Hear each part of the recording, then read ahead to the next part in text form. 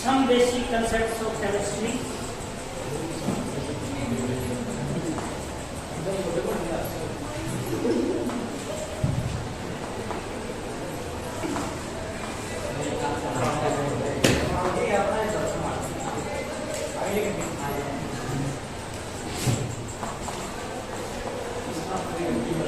We will study some basic concepts of chemistry. NCERT की जो book है वो फॉलो करें हमारे। NCERT की जो बुक है वो फॉलो कर रहे हैं। तो मैं आपको ऑब्जेक्टिव्स जो दिए हुए हैं यूनिट के स्टार्टिंग में कुछ ऑब्जेक्टिव्स दिए हुए हैं, तो you will study the objectives. Objectives क्या दिए हैं? Means after studying this chapter you will be able to, आप क्या क्या समझ पाएंगे इस चैप्टर का को कंप्लीट होने के बाद, क्या क्या चीजें आपकी समझ में आएंगी, क्या क्या चीजें आप सीख लेंगे। ठीक है, तो उनका एक लिस्ट दी हुई है ऑब्जेक्टिव्स की। तो हम देखेंगे पहला जो ऑब्जेक्टिव है वो देखो, appreciate the contribution of India in the development of chemistry, understand the role of chemistry in different spheres of life. तो पहली बात, तो पहला ऑब्जेक्टिव है वो ये दिया हुआ है कि व्हाट विल अंडरस्टैंड और वी विल एप्रिशिएट। क्या होगा? वी विल एप्रिशिएट, हम इस बात की प्रशंसा करेंगे। Contribution of India, contribution of India in developing chemistry या इन केमिस्ट्री। केमिस्ट्री के जो विकास है, जो सतत केमिस्ट्री की जो फॉर्मेशन है, उसमें भारत की क्या भूमिका रही है, उस बात की हम प्रशंसा कर पाएंगे। दूसरी चीज, डिफरेंट स्फीयर्स ऑफ लाइफ में रोल ऑफ केमिस्ट्री क्या है, या contribution of chemistry, contribution of chemistry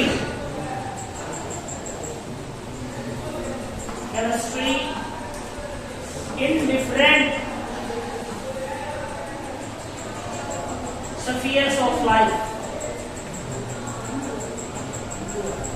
जो जीवन के विभिन्न स्फीयर्स हैं, या जो चीजें जो आवश्यकता है हमें, उसमें केमिस्ट्री किस तरह से योगदान देती है, उस बात को हम समझ पाएंगे। केमिस्ट्री का महत्व क्या है जीवन के विभिन्न जो आयाम हैं, स्फीयर्स हैं। ठीक है। दूसरा, explain the characteristic of 3 states of matter. दूसरा ऑब्जेक्टिव है जो 3 स्टेट्स ऑफ मैटर है, उसके क्या कैरेक्टरिस्टिक हैं, क्या गुणधर्म है, उनको एक्सप्लेन कर पाएंगे।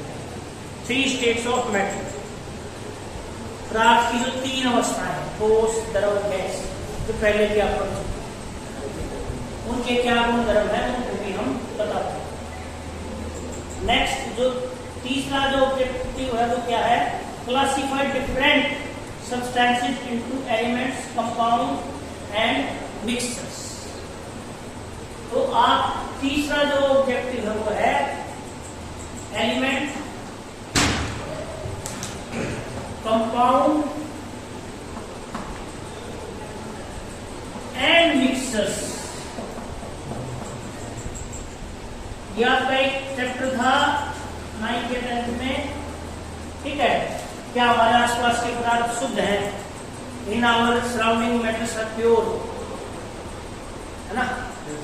वो चैप्टर है, उसकी एक्सटेंशन है एलिमेंट, कंपाउंड और मिक्सचर। आपके पास जो मैटर है, जो पदार्थ है, उसको आप क्लासिफाई कर पाओगे, क्लासिफाई कर पाओगे अलग अलग के। भाई हम देख के ये बता देंगे, या उसकी प्रॉपर्टीज को स्टडी करके ये प्योर एलिमेंट है, या कंपाउंड है, या मिक्सचर। तो ये चीज भी आप लगभग समझनी शुरू कर देंगे, इस चैप्टर को पढ़ लेंगे। नेक्स्ट जो ऑब्जेक्टिव है use scientific notions and determine significant figures.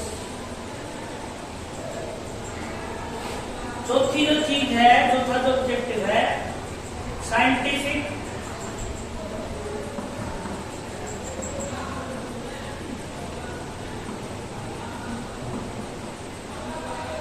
And notations and significant figures.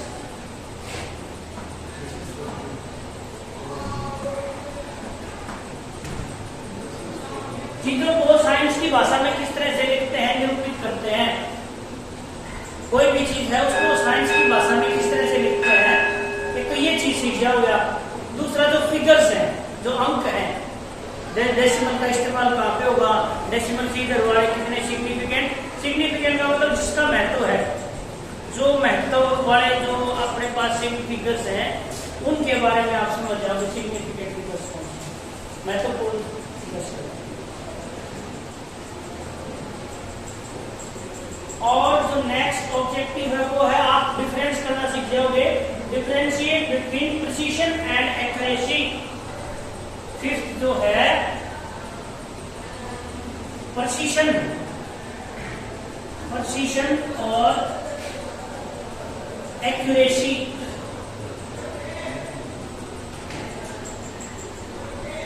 Precision और एक्यूरेसी के बीच में आप अंतर करना सीखो, ठीक है। प्रिसीशन का मतलब है आप नियरली एग्जैक्ट जो वैल्यू उसके कितना नियर हो, वो है आपका प्रिसीशन। और एक्यूरेट का मतलब है सही कितने हो आप। तो प्रिसीशन और एक्यूरेसी के बीच में आप अंतर करना, या प्रिसाइज क्या है और एक्यूरेट क्या है, इसके बीच में आप डिफरेंशिएट करना चाहिए। नेक्स्ट जो है सिक्स्थ जो है आपका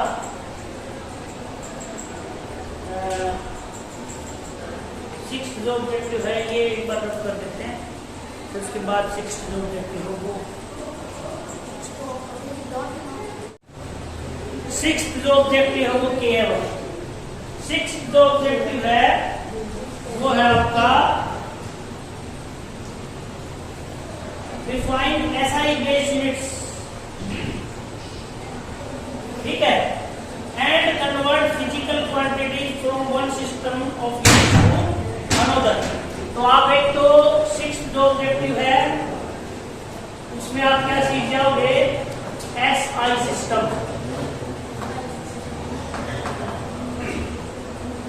और यूनिट कन्वर्जन। यूनिट जो कन्वर्जन है और एसआई सिस्टम है वो सीख जाओगे। एसआई सिस्टम क्या है, सिस्टमा डी इंटरनेशनल। इंटरनेशनली एक यूनिट्स को लेकर के एक सिस्टम बनाया गया, सबकी इंटरनेशनल कन्वेंशन से, सहमति से, अंतरराष्ट्रीय सहमति से यूनिट्स का एक सिस्टम बनाया गया। जैसे किलोग्राम बढ़ाई हमने मास के लिए, मीटर बढ़ाई हमने किसके लिए, डिस्टेंस के लिए। डिस्टेंस हम मीटर से नापेंगे, नहीं तो कोई क्या कहता था, कैसे नापते हो डिस्टेंस आप, अंगुल, इतने अंगुल, या फिर बिलान ऐसे हाथ से नापते हो, हाथ। किसी का हाथ लंबा या डंग, जो लंबा आदमी ले आए नापने के लिए वो तो 10 डंगा अंगुली जगह नाप देगा, है ना। हाथ जिसका लंबा है तो वो एक्यूरेट सिस्टम नहीं था।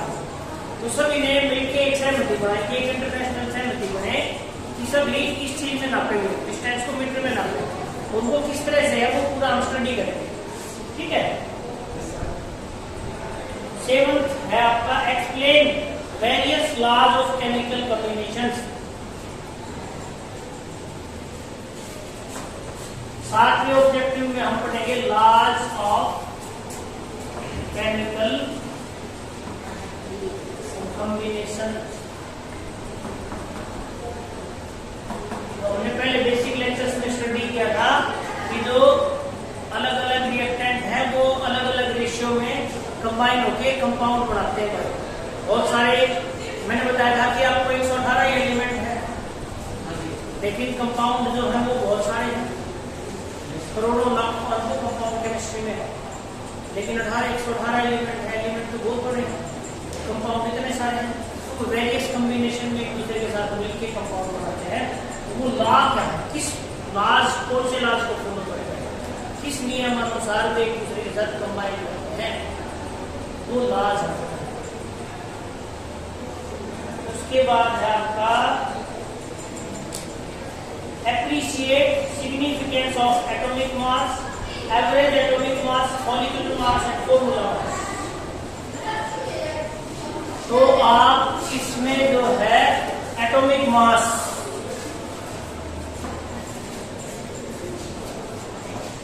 मॉलिक्यूलर मास,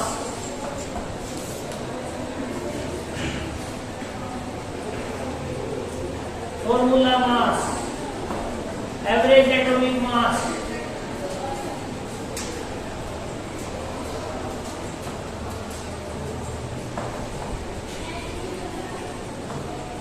और फॉर्मूला मास, ये सारी चीजें किस काम में आती हैं, कैसे ये हम कैलकुलेट करते हैं, ये भी आप सीख पाओगे। 9th जो ऑब्जेक्टिव है वो है आपका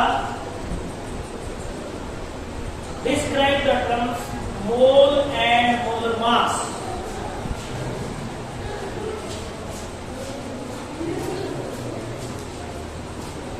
मोल्स एंड मोलर मास क्या होता है, ये आप बता दो। ठीक है, केमिस्ट्री की जान गया, मोल्स एंड मोलर मास। इसके अलावा जो नेक्स्ट ऑब्जेक्टिव है आपका 10th ऑब्जेक्टिव, उसके बाद क्या है 10th, इसमें आप निकालोगे मास परसेंटेज।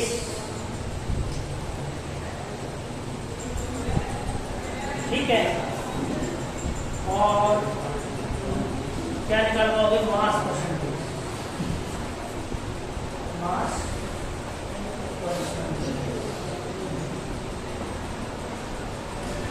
ठीक है, ये सीख जाओगे आप मास परसेंटेज। उसके बाद है आपके पास 11वां जो ऑब्जेक्टिव है 11, वो है determine empirical formula and molecular formula for a compound from the given experimental data. ठीक है, 11 का एम्पिरिकल फॉर्मूला, एम्पिरिकल फॉर्मूला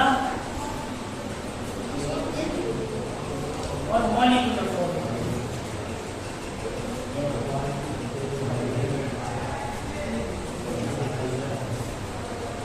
ये निकालना सीख जाओ यार।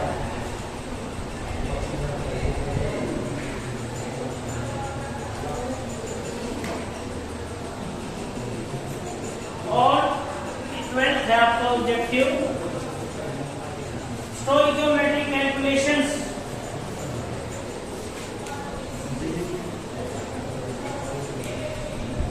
स्टोइकियोमेट्रिक कैलकुलेशंस,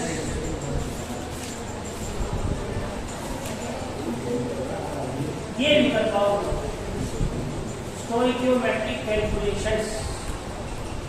तो ये है आपकी जो यूनिट है फर्स्ट यूनिट, उसके मेन ऑब्जेक्टिव। आप क्या क्या सीख जाओगे, क्या क्या समझ जाओगे। इन ऑब्जेक्टिव को हम देखो, मेरा जो तरीका, इन ऑब्जेक्टिव को हम पूरी यूनिट स्टडी करने के बाद एक बार फिर निकाल करेंगे। ठीक है, एक एक को निकाल करेंगे और हम देखेंगे कि आपने ये चीज सीख ली या नहीं सीखी। ठीक है, यस सर, डिस्कस करेंगे। ठीक है, तो एक एक को लेके चलेंगे हम, एक एक objective.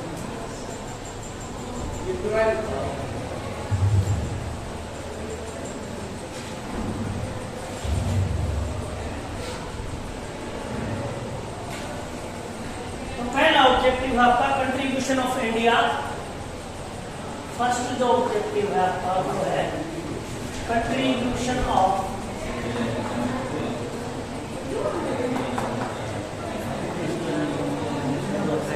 India in chemistry. First objective. तो पहले हम क्या करेंगे, वी विल स्टडी और analyse the NCERT line to line. We will discuss each and every concept.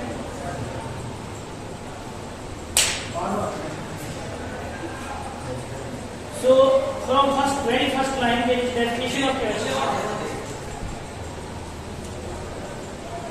बंद कर ले। Contribution of India in chemistry first objective है हमारा। तो लाइन टू लाइन हम एनसीईआरटी पढ़ रहे हैं। Science can be viewed as a continuing human effort to systematic knowledge for describing and understanding nature. तो ये क्या कह रहा है कि science can be viewed as a continuing human effort, जो आदमी का प्रयास है, ह्यूमन effort बहुत पुराना प्रयास है प्रकृति को समझने का, उसको डिस्क्राइब करने का, उसका वर्णन करने का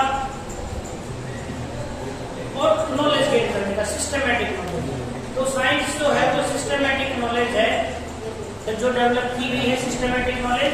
तो शुरुआत में आदमी ने जैसे गुफाओं में रहना सीखा है ना, आग जलाना सीखा या और अन्य कार्य सीखा इस टाइप का।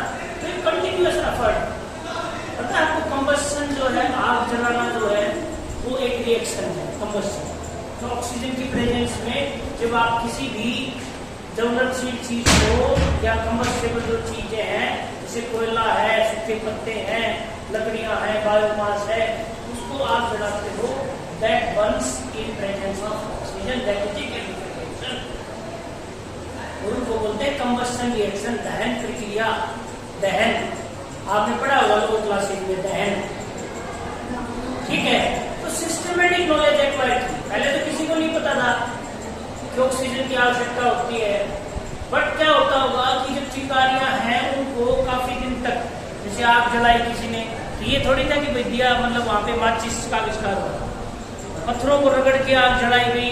तो एक बार, या फिर नेचर में कई बार प्राकृतिक रूप से भी आग लग जाती है। प्राकृतिक रूप से कैसे आग लग जाती है देखी होगी आपने, जंगलों में अपने आप आग लग जाती है। कैसे लग जाती है, जैसे सूखे पत्ते हैं, टेम्परेचर बढ़ गया और सुबह सुबह ओस ड्रॉपलेट है, कई बार ऐसा होता है जैसे ये ओस है पानी की बूंद और ये पत्ती के ऊपर गिरी हुई है, तो इसमें से जब सूरज की जो रेज है वो आएंगी ना, वो ऐसे कंसंट्रेट सीधे रेज आएगी, वो सारी जो है वो ये this will act like a convex lens, जो उत्तल लेंस है, कन्वेक्स लेंस की तरह से काम करेगी। ये ड्रॉपलेट, ये जो पानी की बूंद है ये कन्वेक्स लेंस की तरह से क्या होगा, ये सारी की जो बीम जो आ रही है लाइट की, इसको ये कंसंट्रेट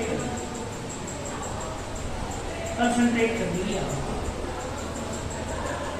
और यहाँ मानो सूखे हुए पत्ते गिरे हुए, इन को आग लगी। कहीं जंगल में प्राकृतिक रूप से इस तरह से भी आग लग सकती है, इन पत्तों पे आग लगी, इसके साथ में और सूखे पत्ते गिरे हुए थे, टहनियां गिरी हुई थी, उनको आग लग जाए, तो इस तरह से भी आग लग सकती है। या फिर नेचर में प्राकृतिक रूप से मिल सकती है ऐसे आग। और उस आग को परिजन रखने के लिए क्या किया हुआ कि जो लकड़ियां हैं उन्होंने देखा हुआ जो राख है उसके इनसाइड लकड़ियां मिली हैं, जलती हुई चिंगारियां, मतलब ऊपर से राख कवर है, और उन्होंने देखा हुआ कि बहुत मतलब कई दिनों तक जो आग है वो नीचे धड़कती रहती है। जब आप ऊपर से राख हटाओगे ना तो नीचे चिंगारियां मिलेंगी। तो उन्होंने मतलब जैसे भाई आपको आग जलाना नहीं आता, आपके पास माचिस भी नहीं है, कुछ नहीं है, तो आपने क्या किया होगा,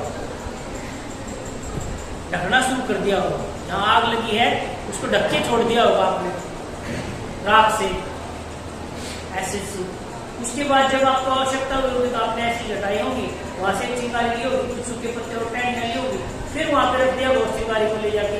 तो आग को आग से ही आपने जलाया होगा कहीं ना कहीं पे पहले प्रोसेस में। तो या फिर आपने पत्थर रगड़ के देखे होंगे, चकमक पत्थर जिनसे आग जली होगी, तो आप पत्थर का एक सेट अपने साथ रखते होंगे और सूखे कुछ पत्ते टहनियां वो भी आप साथ रखते होंगे। इस तरह से एक साइंटिफिक डेवलपमेंट, प्रकृति को हमने समझने की कोशिश। दूसरी आग लग सकती है जो बिजली कड़कती है, सूखे पत्तों पे गिरी हो, वहां भी हो सकता है आग लगी हो आसमानी बिजली की कड़कने से। जैसे जो डीसी करंट प्रोड्यूस होता है वह करंट प्रोड्यूस होता है। कई बार जो पेड़ होगा वो देखा होगा जिसके ऊपर आग जो बिजली गिरती है वो जल जाता है, काला हो जाता है। हो सकता है उसमें सूखे पेड़ पे किस तरह से गिरती हो और वहाँ क्या मिलती हो आपको, आग मिलती हो। तो बहुत सारे रीजन है। पहले जो मनुष्य था वो डरता था, बिजली के चमकने से भी डरता था, आग से भी डरता था, पानी से भी डरता था। आहिस्ता आहिस्ता हमने चीजों को तैरते हुए देखा, फ्लोट करते हुए।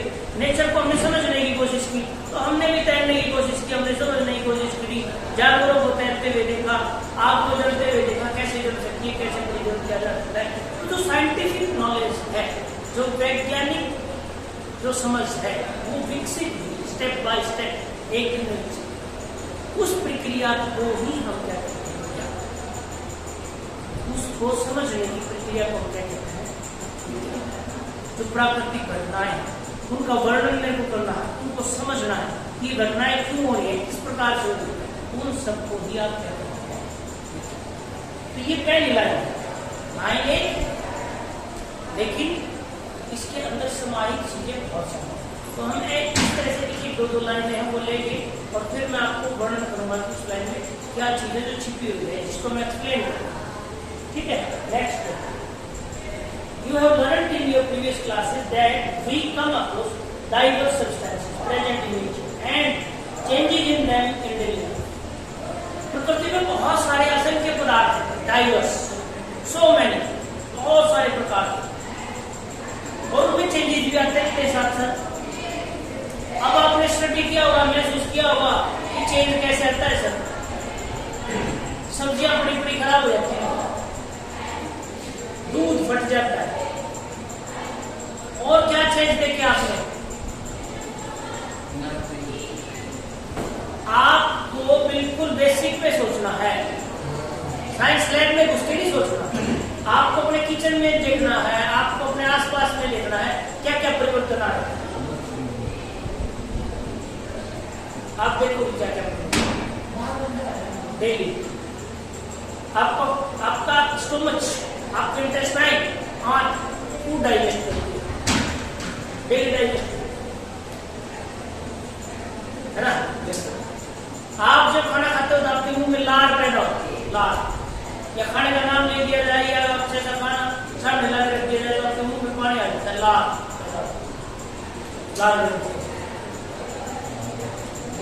प्रोसेस। हमें इन सब प्रोसेस को स्टडी करना, ध्यान से देखना क्यों हो रही है, ये सारी घटनाएं क्यों हो रही है, इसके कारण क्या क्या पदार्थ में परिवर्तन आ रहा है, पदार्थ की अवस्था में क्या परिवर्तन आ रहा है। आपने बर्फ जमाई फ्रीजर में, जब तक रखी थी बर्फ जमी हुई है, जब आपने फ्रीजर से निकाली, आपने खुले में रख दी, उसका पिघल के पानी बन गया, पदार्थ की अवस्था में परिवर्तन आ रहा है ना। कुछ चीजें हैं आपको मैं बोलूँ वही कच्ची घिया खानी है, आप नहीं खा पाओगे, लेकिन आप सब्जी बना के खा लेते हो। कच्चा आलू ही मैं आपको बोलूँ कि आप कच्चा आलू खा लो, आप नहीं खा सकते कच्चा आलू, ट्राई करके देख लेना, इसको डाउट है। लेकिन यदि आप उसी आलू को भून के या उबाल के खाते हो, है ना, उसका टेस्ट अलग होता है भाई। बहुत सारी सब्जियां जो हम पका के खाते हैं। ऐसे ही क्रमिक जो विकास है, जो इवोल्यूशन है, जो ह्यूमन डेवलपमेंट है, उसमें भी आपको देखने को मिलेगा। सब्जियां पकाने शुरू की मनुष्य ने, इवन चपाती आप डेली खाते हो, रोटियां। मैं आपको कहीं लैब में नहीं लेके जा रहा, कहीं मैं आपको गहराई में नहीं लेके जा रहा कि साइंस की ये बात है वो बात है। मैं आपको पूछ रहा हूँ कि आप रोटी डेली खाते हो ना, चूर खा सकते हो क्या? मैं आपको बोलूं कि भाई ये आटा है और वो भी गिल्ला है जो हमने गूंथ के रखा है, आप खा लो, इसको खा लो क्या? आप उसको की रोटियां बनाते हैं। इवन कुछ बच्चे तो मोटी रोटियां नहीं खा पाते क्योंकि उसके अंदर जो आटा है वो अच्छे से पक नहीं पाता, ग्लूटेन बचा रहता है, चिपचिपा होता है वो। तो बहुत सारी चीजें हैं जो आपके डेली लाइफ रूटीन में सिर्फ पकाने से उसमें परिवर्तन आ जाए। पकाने का मतलब क्या है? हमने एक रिएक्शन करवाई है, मैंने आपको केमिकल रिएक्शन पढ़ाई थी, रिएक्शन मैंने आपको कहा था एक्शन कौन कर रहा है? टेम्परेचर। टेम्परेचर बढ़ाने से ही कुछ चीजों का स्ट्रक्चर चेंज हो जाता है। ग्लूटेन है वो कम हो जाती है, खत्म हो जाती है। रोटी है जैसे वो आप जो बनाते हो, जो चिपचिपापन है रोटी में खत्म हो जाता है और आराम से खा लेते हो आप। नहीं तो वैसी रोटी बेल के कच्ची और आपको दे दी जाए, खा लो भाई, खा लोगे आप? और कच्चे आलू काट के रख दिए जाए, ये सब्जी है, ये खा लो। प्रोसेसिंग है, व्हाई वी नीड प्रोसेसिंग? परिवर्तन है, स्ट्रक्चर में परिवर्तन। उनमें जो कंपाउंड है, जो मॉलिक्यूल है, जो छोटे छोटे अणु है, उसके जो गुण है उसमें परिवर्तन है। आप देख रहे हो अपने चारों तरफ, अपने सराउंडिंग में आप चारों तरफ अगर ध्यान से देखोगे तो बहुत सारे परिवर्तन मिलेंगे। तो आप नेक्स्ट देखते हैं कर्ड फॉर्मेशन फ्रॉम मिल्क। दही का जमना भाई दूध से, और formation of vinegar from sugar cane juice on keeping for prolong time and rusting of iron are some of the examples of changes which we come across many times. लोहे को जंग लग जाना, सिरका देखे आपने जो अचार में डालते हैं सिरका, आप घर पे बना सकते हो सिरका। अगर गन्ने का जूस है उसको प्रोलॉन्ग बहुत दिनों तक रख के छोड़ दिया जाए तो खट्टा हो जाएगा। खट्टा क्यों हो गया? तो उसमें एसिड बन गया। कौन सा? एसिटिक एसिड, सिरका, विनेगर। भी फास्ट फूड आप करते हो ना, इनमें बहुत सारे में विनेगर सिरका मिलाते हैं। जो बर्गर वगैरह और ये फास्ट फूड बनाते हैं, इनमें जो चीजें डालते हैं उनमें सिरके का इस्तेमाल भी होता है। अचार में सिरके का इस्तेमाल होता है, ठीक है? सिरका, एसिटिक एसिड केमिस्ट्री में। तो अगर आप प्रोलॉन्ग बहुत दिनों तक गन्ने के जूस को रख के रखो, या गुड़, गन्ने का जूस नहीं है तो आप गुड़ से भी सिरका बना सकते हैं। गुड़ को पानी में घोल के उबाल के ऐसे उसको रख के छोड़ दो कुछ देर के लिए, सिरका बन जाएगा, खट्टा हो जाएगा। और इतना खट्टा हो जाएगा तो मुंह में नहीं ले इसको, वो सिरका है, अचार बनाने में इस्तेमाल होता है। इसके अलावा है रस्टिंग ऑफ आयरन। लोहे को जंग लग जाना भाई, आपने सबने देखा है, लोहे के ऊपर ब्राउन ब्राउन कलर की पपड़ी जम जाती है, देखी है? तो इसने बताया कर्ड फॉर्मेशन। दही का जमना भी आपने देखा है। दही के जमने के बारे में हम कई बार बात करते हैं। हाउ, कैसे जम जाता है दही? एक शुगर होती है लैक्टोज, एक शुगर होती है लैक्टोज दूध के अंदर, जिसकी वजह से दूध मीठा लगता है। और जैसे जैसे दूध आपका पुराना होता चला जाएगा, लैक्टोज कम होती चली जाएगी। जैसे आप बिल्कुल ताजा दूध पियोगे ना, बिल्कुल फ्रेश, जिसको कैसा दूध बोलते हैं यहाँ पे? ताजा दूध ना, कच्चा दूध बिना उबाला हो आप पियोगे तो बड़ा मीठा होता है, लैक्टोज की वजह से शुगर होती है। वो जब इस लैक्टोज को एक बैक्टीरिया होता है लैक्टोबैसिलस, एक बैक्टीरिया होता है लैक्टोबैसिलस, जो लैक्टोज को किस में कन्वर्ट कर देता है? Lactic acid. दही में कौन सा एसिड पाया जाता है? Lactic acid. और इसकी वजह से दही खट्टा होता है। और सर्दियों में दही कम खट्टा होता है, गर्मियों में ज्यादा खट्टा होता है।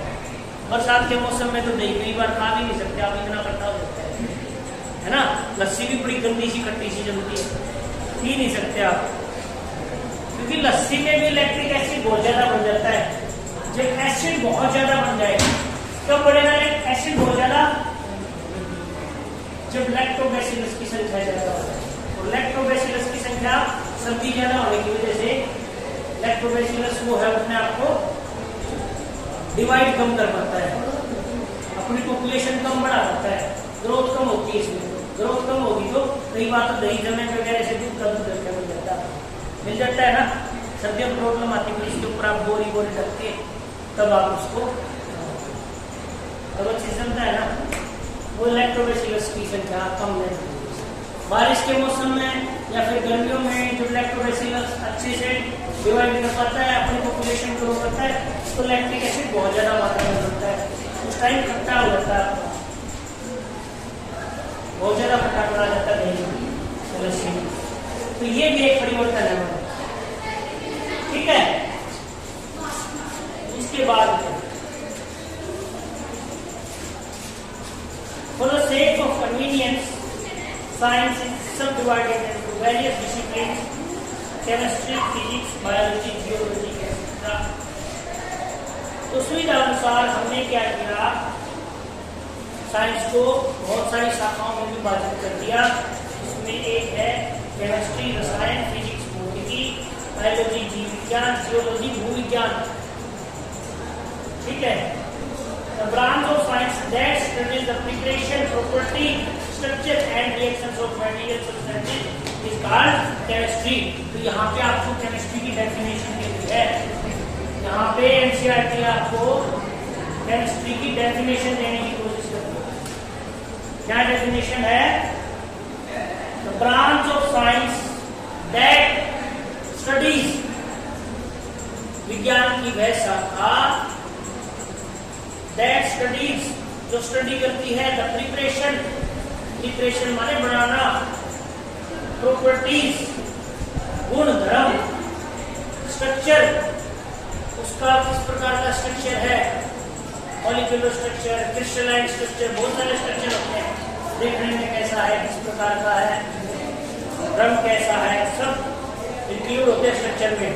And reactions of material substances, वो जो पदार्थ हैं बहुत सारे, वो किस तरह से अभिक्रियाएं करते हैं, इसका केमिस्ट्री, वो क्या है, रसायन। तो ये केमिस्ट्री की डेफिनेशन की भी लाभ पड़ेगा। और आपसे पेपर में कोई केमिस्ट्री की डेफिनेशन दे दे, डेफिनेशन कभी पूछते आज है, और आपसे एक्सपेक्टेशन ये होनी भी नहीं चाहिए, ठीक है। वो क्या करोगे, ये डेफिनेशन आप अलग से कोट करके याद करोगे एनसीईआरटी के अनुसार, ठीक है। और मैं सिर्फ एक लाइन में केमिस्ट्री की डेफिनेशन देता हूँ, क्या है, study of change matter and it's property.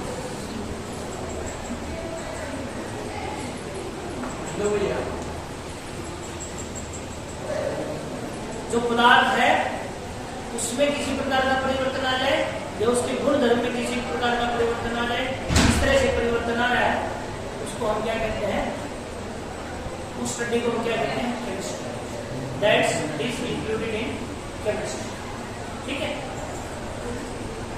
अब है development of chemistry. Chemistry develop कैसे, ठीक है, डेवलपमेंट ऑफ केमिस्ट्री।